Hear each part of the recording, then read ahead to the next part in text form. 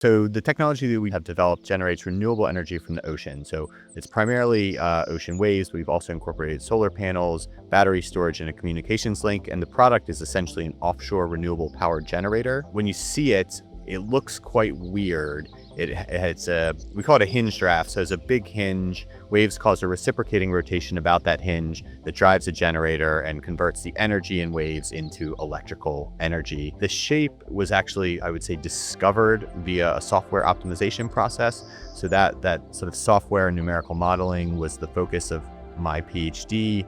And we applied that to this problem of, trying to find the best shape for a wave energy converter. And ships and offshore platforms, you don't want them to move in waves. So, a lot of the money and research that's gone into offshore structures has all been about keeping them stable in waves. And actually, we want to do the opposite of that. We want something that's very dynamic. So there was actually a sort of solution space that hadn't been explored.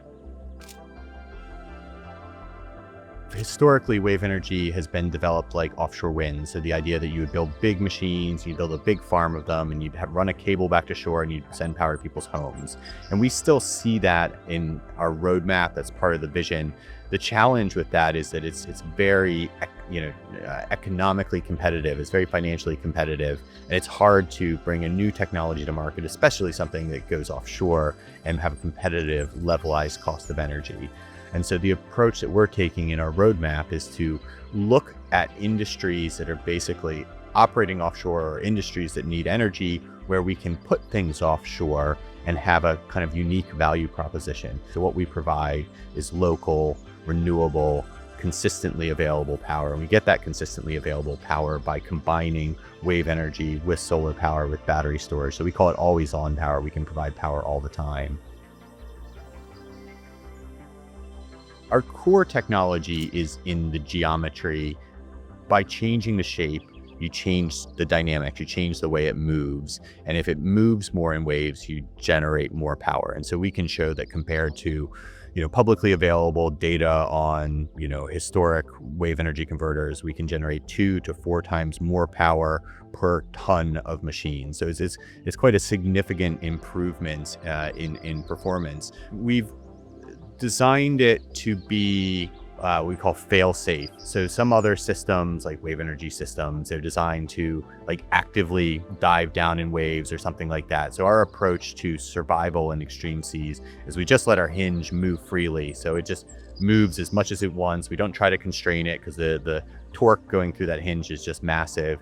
And then it has this funny nose down shape, which means the nose always stays buried in the water. So when it gets big, steep waves coming over it, it naturally dives through those waves. And that's just like you would if you're going out through the surf zone. You dive under the waves. You don't try to go over it, because when boats go over waves, they slam, and that's a really bad loading condition. Recently, we've been looking at data centers, and that's driven by the demand for energy in data centers already is massive. So it's 300 terawatt hours a year, which is roughly equivalent to the amount of energy the United Kingdom uses every year.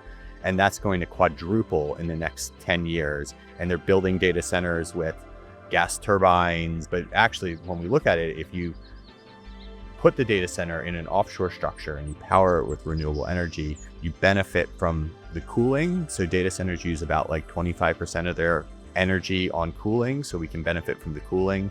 We create a self-contained, self-powered unit, and you also avoid the conflict of space, not in my backyard, resistance to data center development. So we think it's a really interesting growth area for us. And I think that we really see the data center play as an opportunity to have an impact in that area, but also generate cash and build a technology that then can be applied to all of these other applications that hopefully have a really positive impact on people and the planet.